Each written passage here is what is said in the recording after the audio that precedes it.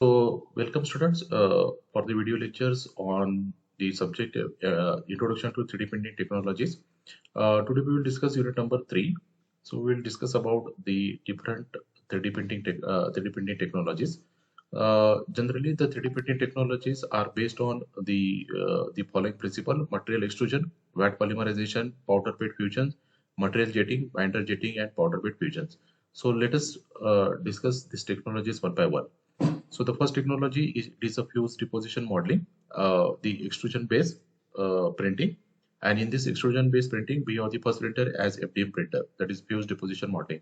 Now in this printer, we have the filament, that is our material, and the filament comes it is pulled inside by using extruder, and it goes to the nozzle.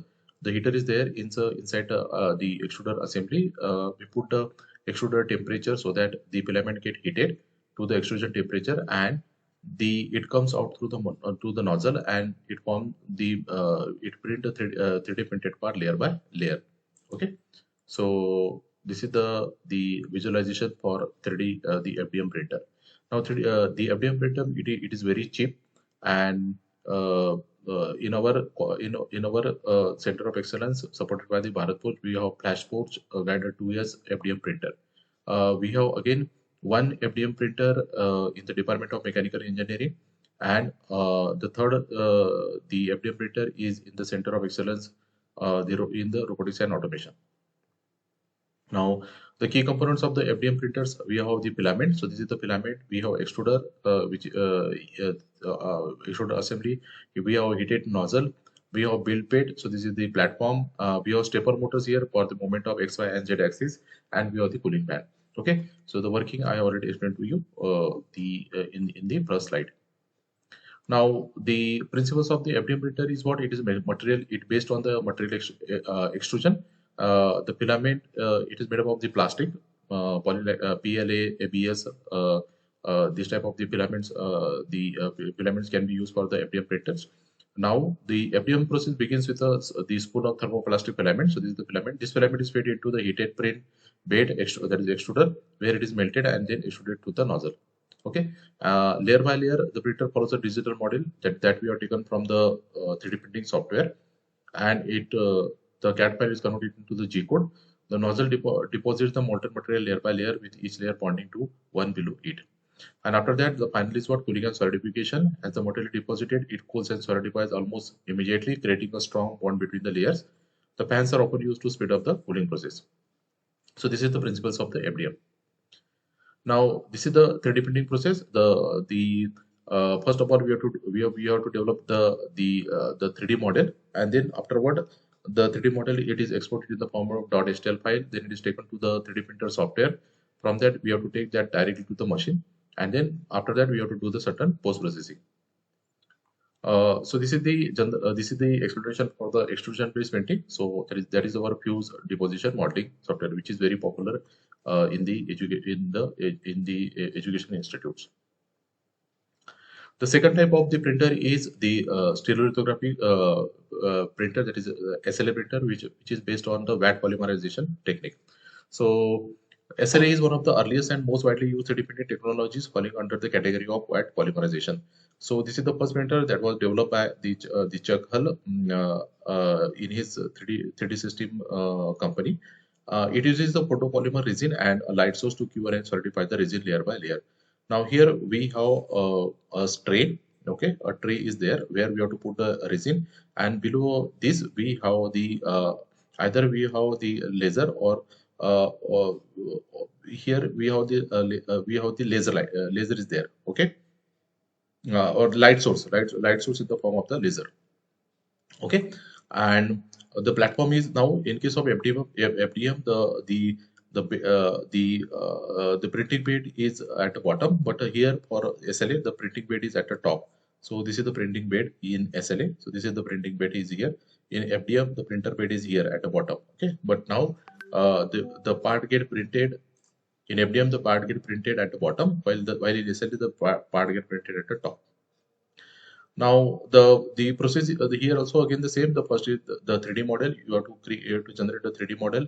Okay, you have to form the STL file. So these steps are common for the 3D printer. So generate a 3D model, export it in the form of STL file, do the slicing of the model, okay, and then take that file for the printer, okay.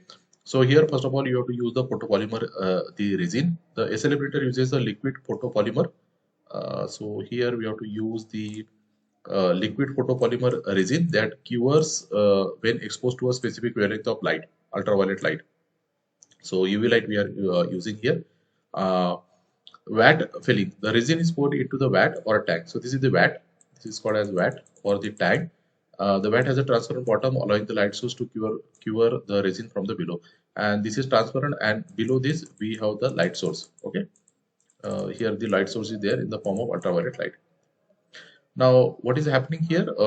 The uh, build platform positioning. So, the build platform where the object printed will be formed is positioned just above the bottom of the vat. So, this is your bed. Okay, so that is build platform is here. Okay, which is at the top, which is okay, and then this is the tank where we have filled the resin, and below that we have the light source in the form of the laser. Okay, ultraviolet light laser or digital light projector. So there are two techniques are there. One is the laser, and another one is what it is a DLP. Okay, so DLP means what it is a digital light projector. So we are using these two techniques for curing the resin. The light source selectively cures the resin layer by layer. The ultraviolet light solidifies the resin in the desired pattern for each layer, causing the resin to harden and adhere to the build platform.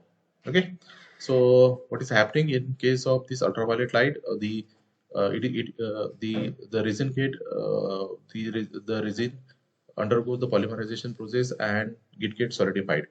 Okay, but here in case of this laser, it forms spot by spot. Okay, the resin get cured spot by spot, while in case of DLP, digital light process, at a time the total layer gets solidified or cured. Okay, so that is the difference between the using the formation of the 3D model using the using SLA technology, using laser and digital light processing.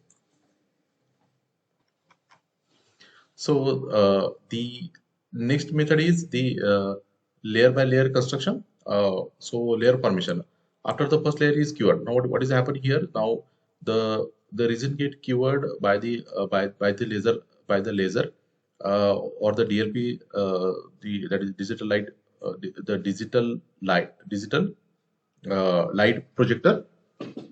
So I have already explained you the difference. So when we are using the ultraviolet light, the resin get cured the resin get cured spot by spot, while uh, the in case of DLP the entire layer get cured at once. Okay. Now here once the first layer get formed, the platform it moves up. The resin it is slightly allow the resin to fill the tank again, and then the platform comes down for the second layer. Okay, and likewise the layers are formed. So, okay, and the 3D printed part get forms on the print bed. So this is your print bed in case of the SLA. Okay. Then we have the post processing. Once the model is formed, if it is having certain, you have to you have to remove that model. The build form is raised and the printed object is removed from the platform. Then the object is often sticky due to residual uncured resin, so it is cleaned in the solvent bath. So you have to keep it in the commonly isopropyl alcohol. You have to dip it into the isopropyl alcohol, and then to remove the excess resin. Then after that, you have to fully cure and harden the printed form. It is placed in the UV oven or exposed to UV light. This step enhances the mechanical properties and stability of the project. So once you dip that 3D printed part into the isopropyl alcohol, then you have to take that into you have to put into the another container where it is exposed to UV light to provide the mechanical properties, okay, and the stability to the object. Application of SLA, so prototyping, so ideal for creating highly detailed prototypes and model with a smooth surface finishes. It is mainly used for dental and the medical to develop the dental and medical components, jewelry, the enable the production of intricate jewelry designs and casting patterns, and for engineering components, that is the complex component and functional parts requiring high accuracy and details. Okay, so the main applications of the SLA printer are in the medical field. Okay, so many applications are there, such as the dental and surgical parts like dental molds, surgical guides, and custom prosthetics. Okay, so this can be formed using the SLA printer. Okay, so SLA printer it is based on wet polymerization technique. Okay, now after that we have selected the powder bed fusion techniques, and under this powder bed the first printer it is the selective laser sintering. Now, selective laser sintering, so definitely we are using here laser, is a popular 3D printing technology that fall under the category of powder bed fusion. It uses high powered laser to sinter the powdered material. So now we are using here the powder, and we are sintering that powder using this laser. Okay. Now, how this happens? So again, the steps are the same thing. You create a 3D model, you export that model in the form of STL file. They'll take it into the 3D printing software and then generate the G codes. Then take it to the printer now. So before that, we have to take the powder. So SLS uses the powder material, commonly nylon polymers. Okay, the powder must be dry and have a uniform particle size to ensure optimal printing. Now, powder bed, the printer has a build chamber filled with the bed of the powder material. A layer of powder is spread across the build pattern by a roller or by the roller. So if you see this diagram, so it is having the three compartments. So this is compartment 1, this is compartment 2, and this is compartment 3. Now this is filled with the powder, and the laser is here on the top. Now what will happen when the laser center the first layer, the roller it rolls the powder over that particular first layer. Then the laser again center the second layer. The roller again rolls it and rolls the powder over the second layer. Okay. During that time, the middle the piston it takes down. It comes down. Okay, and the two pistons it moves up, and the roller rolls the powder over the layers. Okay, here, and then again the piston it moves up during the formation of the layer. Building process. So we have the build platform here. In this case, the CO2 laser. We are using here the CO2 laser here. Okay. The CO2 lasers here it is coming, and we have the powder bed here. When the first layer is formed, the roller rolls the powder over it. The piston comes downward here. Then after that, uh, the roller again comes back to its initial position. The piston moves up. The laser again forms the second layer. Okay. Then again it comes downward. The roller it forms the another layer. Okay. Likewise. So there is a centering of the centering process. Centering is happening. The process of centering is what the laser energy hits the powder particle to a point just below their melting temperature, causing them to fuse together without fully melting. So there is a fusion of the particles of the metal powder, and they fuse together to form the 3D printed part. This process is called as what the sintering. Layer by layer construction. So like the same process I have explained you. The first layer is formed. The piston move, it goes down. There is again the formation of the new layer. It again goes down. So subsequently, we'll get the formation of the layer. Okay. Post processing, once it get removed. Now since this is we are using the metal here, so we have to allow the build chamber to cool before handling to prevent the thermal distortion and ensure stability. The finished part is carefully removed from the powder bed. The surrounding unsintered powder act as a support structure during the printing. Uh, the unsintered powder can be recycled for the future use and post treatment. If you want to do any post treatment, so you can go for that post treatment process also. Applications of this laser, the selective laser sintering. So this is for ideal for rapid prototyping of functional parts with high mechanical properties. Can be used for small to medium production runs of the complex and custom parts. Produces lightweight durable components for aerospace and automotive industries. Custom implants, prosthetics, and surgical guides due to its stability to produce detailed and accurate parts. So these are the applications of the SLS. So that is called so in powder bed fusion, the first technique is selective laser sintering, where we are use the CO2 laser. The second technique is direct metal laser sintering. Okay, so this is an advanced CTPT technology that belongs to the powder bed fusion category only. It's specially designed for metal material. So in case of this SLS, we are using the nylon polymers. Okay, so this is nylon polymers are there. Powdered material that is polymers only. So SLS is used for the polymers. Okay, and then the direct metal laser sintering, so that is used for the metal materials. Okay, so here also we are using the powder, but it is for the metal. Okay, the process are same: 3D model creation, STL file, then slicing in the 3D printing software. This is in CAD software, this is in 3D printing software, and then finally we have to take the metal powder. Now metal, it uses fine metal powders such as titanium, aluminum, stainless steels, and other powder or other alloys also. The printer features a build chamber filled with a metal powder. A thin layer of powder is spread across the build platform, recording by recoating blade or roller. So the process is the same as that of the SLS. Uh, uh, the laser sintering occurs here also. The same thing is there.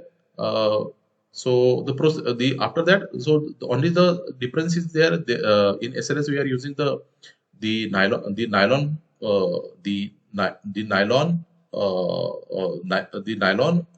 powder. Okay, nylon powder. Here we are using nylon powder. The process is same. While in case of DMLS, we are using the metal powder. Okay, so that is the only difference. The total process is same.